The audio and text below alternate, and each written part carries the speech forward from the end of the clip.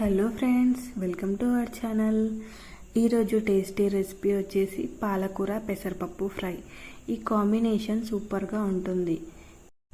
ఈ పాలకూర పెసరపప్పు ఫ్రైని సింపుల్గా చాలా రుచిగా ఎలా చేయాలో తెలుసుకుందాం. చాలా సులభంగా తక్కువ టైంలో చేసుకోవచ్చు. మీరు కూడా ఈ రెసిపీని చూసి ట్రై చేయండి, మీకు కూడా తప్పకుండా నచ్చుతుంది.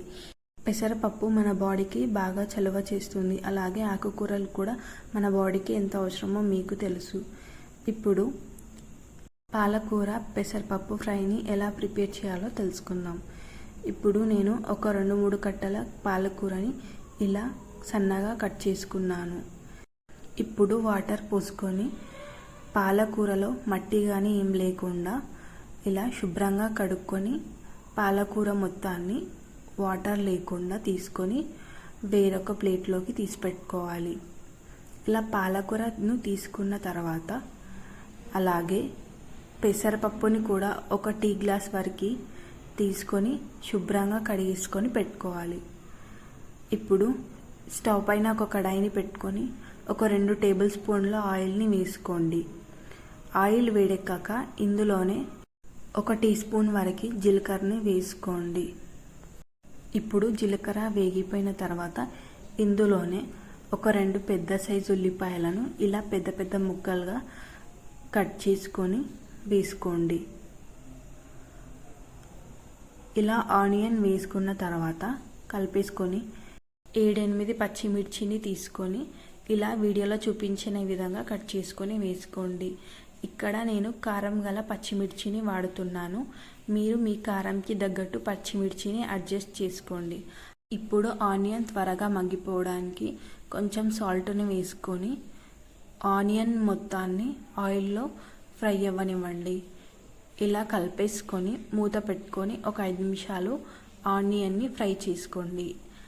ఇలా ఆనియన్ని నూనెలోనే మగ్గించుకోవడం వల్ల కూర రుచి పెరుగుతుంది. ఇప్పుడు మనం కడిగి పెట్టుకున్నటువంటి పాలకూరను ఇలా ఇందులోకి వేసుకోండి. ఇప్పుడు తగినంత ఉప్పుని వేసుకోండి. ఇలా కూరకి తగినంత ఉప్పు వేసుకున్నాక తర్వాత దీనిపైన మూత పెట్టి ఒక 2 నిమిషాలు అలాగే వదిలేయండి. ఇలా వీడియోలో చూసినట్టుగా కూర మొత్తం బాగా మగ్గిపోయి ఉంటుంది. ఇప్పుడు కలిపేసుకొని దీనిలోనే కొంచెం పసుపు, అలాగే ఇందాక మనం నానబెట్టినటువంటి పెసరపప్పుని ఒక 1/2 అవర్ పాటు నానబెట్టుకున్న తర్వాత ఇందులో వేసుకొని కలిపేసుకోండి. ఇప్పుడు ఇందులోనే ఒక 7-8 పచ్చి వెల్లుల్లి రెబ్బలను ఇలా దంచుకొని వేసుకోండి. నేను ఇక్కడ పాలకూరలో వాటర్ని యాడ్ చేసుకోలేదు. పాలకూర నుంచి వచ్చిన వాటరే పాలకూర అలాగే పెసరపప్పు ఉడకడానికి సరిపోతుంది. ఇప్పుడు కలిపేసుకొని మూత పెట్టుకొని ఒక 10 నిమిషాలు ఉడకనివ్వండి. తర్వాత మూత తీసి చూసుకుంటే పాలకూర అలాగే పెసరపప్పు కూడా మంచిగా ఉడికి ఫ్రై అయి ఉంటాయి.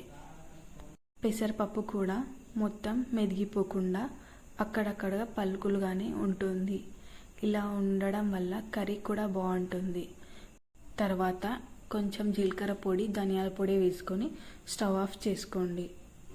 మీకు కూడా ఈ పాలకూర పెసరపప్పు ఫ్రై నచ్చినట్టయితే మీరు కూడా ట్రై చేసి ఎలా వచ్చిందో కామెంట్ చేయండి. ఈ వీడియో నచ్చినట్టయితే లైక్ చేయండి, షేర్ చేయండి. మరిన్ని వీడియోస్ కోసం ఛానల్ని సబ్స్క్రైబ్ చేసుకోండి.